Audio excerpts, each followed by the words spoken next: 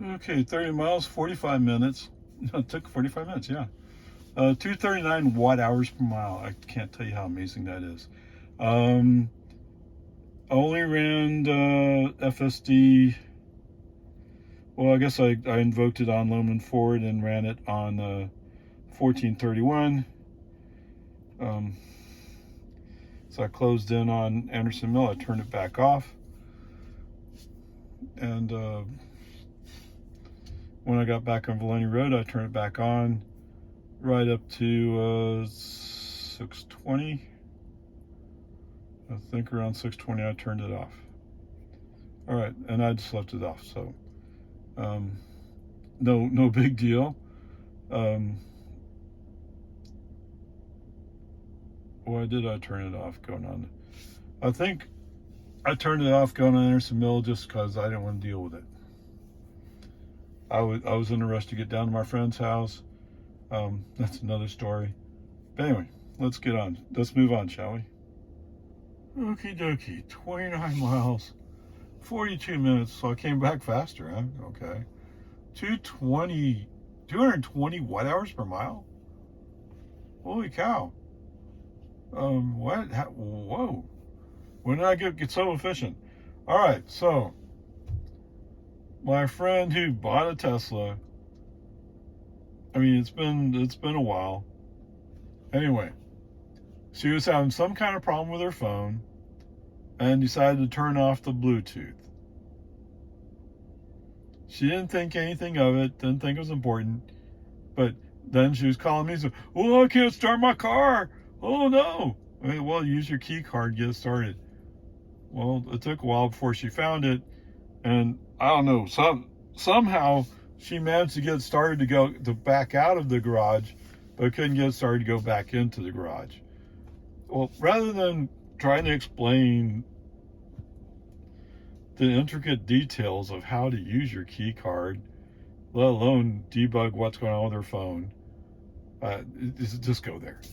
Now, it's a 45-minute drive. As you can see here, 45 minutes back. Oh my goodness. So first, make sure the key card works. Make sure I show her how to use the key card. Make sure I emphasize you have to keep this key card in your wallet all the time. If something happens to your phone, you have your key card as a backup. Which sounds really complicated to her. I don't know. To some people, it's overwhelming, I guess. I don't know. Then we talk about her phone. And at first, I thought the Bluetooth was off. I mean, on. Maybe I didn't look at it right. I don't know. Maybe I touched it on by accident. Whatever it was, it had the spinning circle. I put it back to off, then put it back on. And all of a sudden, the car came to life. Now, then what I was saying was, sometimes this happens where Bluetooth gets overwhelmed or gets lost in some endless loop. It's an iPhone. It's iOS. I would tell you it's not the best phone in the world, but there's a guy on YouTube that famously talks about his phone and how much trouble he has with it with his Model 3. Like, okay, yes, my iPhone is better than that. Okay, whatever. As we're talking through it, she said, "Oh yeah, I turned it off." Yes. If it weren't for the fact it's impolite, I wanted to reach out and just slap her silly. Okay, whatever. So, going through the process, tried to hammer home.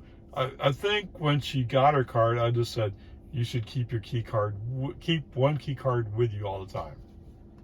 I didn't exactly say why. I just told her she should. And I figured when we got to the point, I'd be able to walk her through it. Okay.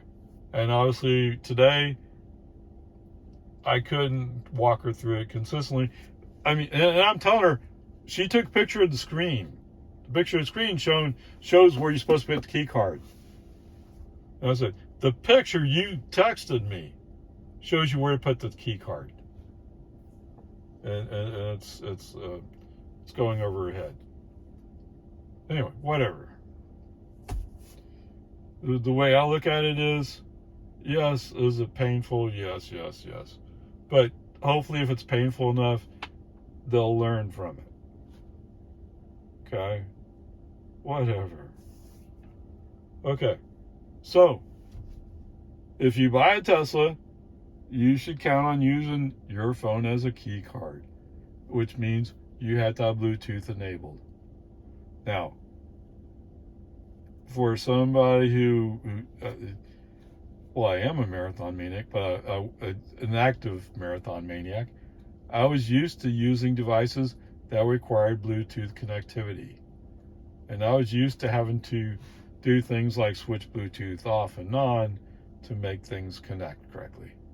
I mean, even now I'm wearing a Fitbit, right? So, I mean, I've had Bluetooth devices for, 15 years? So this is not new territory to me. But it's sometimes it's new to other people. Okay, whatever. Peace and harmony. All right, so pulling back out onto the main street. Apparently, FSD has learned that there are 2 lanes turning right onto 620 from Quinlan Park Road, and he's learned he likes the inside lane. When he did earlier, I go like, oh, how come he's not turning? Because he's always gone to the outside. So somebody, and like I said, there has to be other Teslas. There's a bunch of Teslas in the Steiner Ranch area. Come on. Well, how is this not working?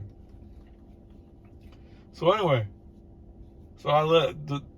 this evening I let it ride, and yes, indeed, he's using the inside lane. Cool, awesome.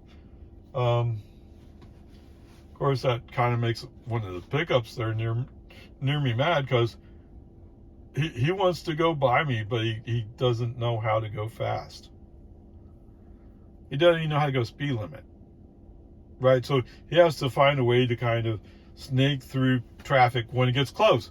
That's when he can find the speed. He can't find the speed when it's open. He can only find the speed when it's closed or getting closed. I mean, whatever. Some people are like that, right? Okay. Whatever. And there were several people like that tonight. Oh, come on. Get over yourself. Okay. So one of the Oparay rules, and you may have heard in other videos, is if somebody has to tailgate you, slow down. And don't move over. Stay in a straight line. Let them figure out how to go around you. Because when they tailgate you, they're saying you're not important. Your safety is not important. Heck, their safety is not important. All they care about is tailgating you. So don't take a chance on moving lanes. That easy. Okay? Because sometimes if you move lanes, you may not move fast enough and they decide to go through you. Who knows? Maybe all 10 of their girlfriends are having babies all at the same time at the same hospital, and they just found out that he's the father of all 10. That's why he's in a rush. If it was me, I'd be running the other way. But then again, I never would have started in the first place. I don't take those kind of chances. Whatever, peace and it's just an example, okay? Don't get all caught up in it. The main point is somebody who's, oh, I got the biggest emergency in the world. I got to run people over to get to where I'm going. It's not that important, is it? Then again, a lot of this evening, I was probably running FSD, let's call it about 50%, maybe 45% of the time. Okay? So, yeah, because there are places where I can just go faster without FSD on. FSD sometimes takes so long to make its decisions. And if it wasn't FSD's decision to make a lane change, oh, he's going to be slow about it. At least some of the time, he's going to be slow. Okay, whatever. Peace and harmony. So, all right. So, anyway, the tailgater eventually figures out, well, if I go in the right lane and go by, I have just enough room to squeeze in front of the car in front of this guy. Yeah, he couldn't squeeze in front of me. There wasn't enough room for a squeeze in. Whoops. And then the pickup truck who's kind of behind him figures out the same thing. Oh, if I want to get up there, I have to squeeze around. Yeah, try not tailgating. Or better yet, buy a Tesla and use FSD. If we all use FSD, the world will be safer. Right? I mean, we'll be. Although I will tell you, I mean, when it's FSD's decision to move into the outside lane, oh, to me it feels like he's cutting close. Now, it's probably a car and a half length, but that's kind of close. He cut off a Tesla today. Oh my goodness. I don't know. Maybe the guy in the Tesla knew that because I was driving Tesla, I was running FSD. Who knows? Whatever, peace and harmony. So where are we? We're coming up. Because I'm handling the tailgater, FSD's off, so I can respond faster. But after I turn left onto Anderson Mill, FSD back on. Interestingly, the car that was in front of me, who was going slow. Yes, he was going slow. All of a sudden, he can go the speed limit. What? I don't know. Now he stayed the inside lane. I went the outside lane. So initially, I'm rolling by him. But once I get slightly in front of him, that's when he goes, oh no, I'm going faster than you. Okay, fine. Be that way about it. I don't care. As long as I get where I'm going, I don't care if you lead or if I lead. It doesn't matter. What matters is I get where I'm going. Okay? I'm just happy to let you lead. You know, as long as you don't wreck in front of me, it's the same difference to me. Anyway, whatever. Interestingly enough, so I let him lead. I move in behind him. Okay, you want to lead? You lead. You know, that's fine. Now, there are people who have complained to me about Tesla headlights, and yes, they're brand new. They are bright. I'm sure even my 2020 is kind of bright. Why would you want me to be behind you if you think my headlights are bright? That doesn't make sense, does it? Whatever. I'm not accusing people of being smart. Anyway, as I'm following this car, he suddenly says, "Oh, wait, there's a third lane, an inside lane that opens up. He goes, I can go in there. I can go fast. I can go by people." That lane's about to end. Whoops. Yeah. Brilliant. Okay. Maybe you need to pull over somewhere and take a breather. You know, you're road racing too hard.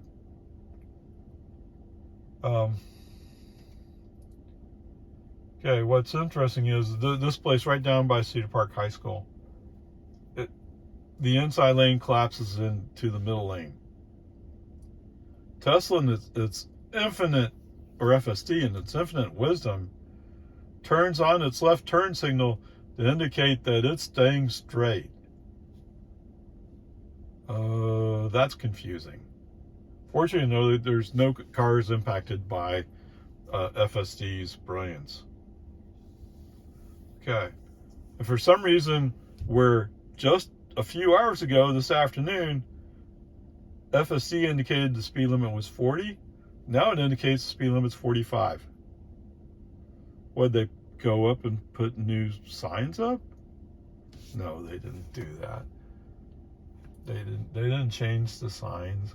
You just changed your mind what speed limit is. Come on, man. Okay, whatever. Because we're entering a construction area on Anderson Mill, and FSD has on almost every occasion indicated he can't handle this situation. Since I've already turned off FSD by braking, I leave it off. So the rest of Anderson Mill is no FSD. Okay, what's the point? So it's off. Yeah, of course, the headlights just turned off too. That's how long I've been talking, 14 minutes. Okay, so getting on 1431. I pull up behind I think it's a pickup who's turning left. So there's two of us, and then the other car that, oh, I'm going fast. He comes in behind me. So there's three of us. They're going to turn left on the inside lane. Okay, that's fine. And as we get on the road, I'm finding that the pickup in front of me is not in a particular rush to get going down the road. In fact, he's not interested whatsoever. And oddly enough, or expectedly enough, whichever way you look at it, the car next to him is also kind of like, well, I'm not going anywhere. Come on, man. Come on. Finally, there's enough of a difference in speed. The space opens up. So I can go right, but I can only go right for so long before I'm going to come across another car, and I'll have to get left. Oh. What does Mr. Pickup do? He picks up the speed just enough to keep me from getting in front of him.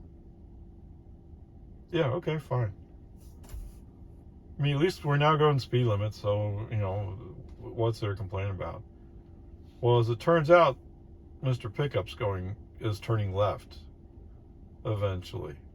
So he wasn't even a factor in going distance. Whatever. And the other car, he disappeared. I don't know what happened to him. Right? I mean, come on. All the cars that are, oh no, I'm going too fast for you to pass me, they're all falling off. They're turning somewhere, whatever it is, they're gone. Okay, whatever. FSD continues. FSD does indeed indicate that it's braking for the Tesla magical traffic light and slows down to, I allow him to slow down to 42. Okay, brake on, FSD off. Message sent. The car says it's stopping for a traffic light. That looks like flashing yellows from where I'm sitting. They had it just yesterday going eastbound. They had it fixed. For some reason they couldn't fix it going westbound. Now they decided to break it going eastbound too. I don't know. I don't get why it's so difficult. Okay, whatever. So FSD, so there's a car that's like 3 or 4 tenths of a mile up in front of me. There's no cars behind me. When we come up on the left turn to go to Destination Way, I let FSD have his way. So yes, I do. Oh yeah, we're going to turn here. That's not what navigation says, but okay. So he does. He lines up to turn there. What does he do when he gets down to where we're going to turn? He says, wait a minute. What? Wait, hey, no, this is where I'm going. That's what you signaled you were doing. So he does the FSD Jetta mind trick. You don't see a car in the left turn lane. You see a car is going straight. Pay no attention to the extremely dangerous maneuver we're about to make. Yes, what is he doing? He's going to go back to the go straight lane. You can't do that with traffic around you. At least he woke up and said, "Oh, I'm stupid." Yes, you are stupid. What in the world are you doing? Okay, whatever. You know, I don't see how. Despite how many different little fixes that are made in various places, every time you make a fix, it breaks something else. It always has unintended impacts, right? And that's why with version 12, I'm still somewhat skeptical, because you change one little video, and all of a sudden it has impacts across the whole range. Unintended impacts. It's the way it is. Okay, whatever. Peace and harmony. Anyway, break on SDF, sent the message. Get over illegally, allegedly. But what can you do? I mean, FSD was stupid about it. I'm sorry, officer. I was running FSD, and FSD, under Elon's instructions, decided to make a stupid move. Elon Musk. He's the CEO of Tesla. You always blame the head guy, right? While he's driving around in Austin saying, "Oh, I had a zero intervention drive." If your new software is that perfect, why aren't you releasing it? Or, "I'll meet you halfway. Why don't you bring your car out here by West Reed Park Road and see what happens?" What? Yes, I actually found a school that's close to the Giga Texas, because I was hoping to find the active school zone lights, but they don't have school zone signs, so I can't do that. Maybe I'll have to go and do another search at some point. I can't. It was disappointing to me that I couldn't find a good place to do it. Right? Lago Vista, yeah, it happens every time. Steiner Ranch, I just happened to go by one this afternoon, and it happened. So it feels like almost every place that has the flashing school zone light, it will not respect it.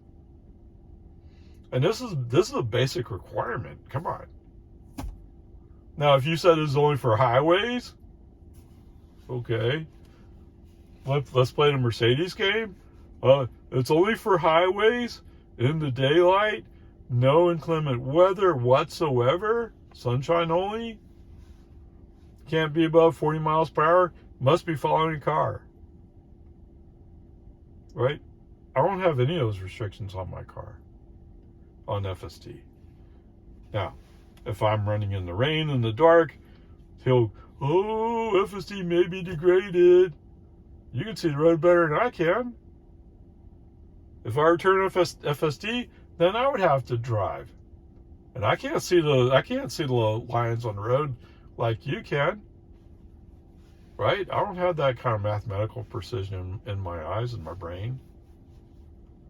Whatever. Peace and harmony. So anyway, coming down, we turn on Loman Ford. I had FSD off. Did I? I think I had FSD off. Okay. Get on Loman Ford, FSD back on.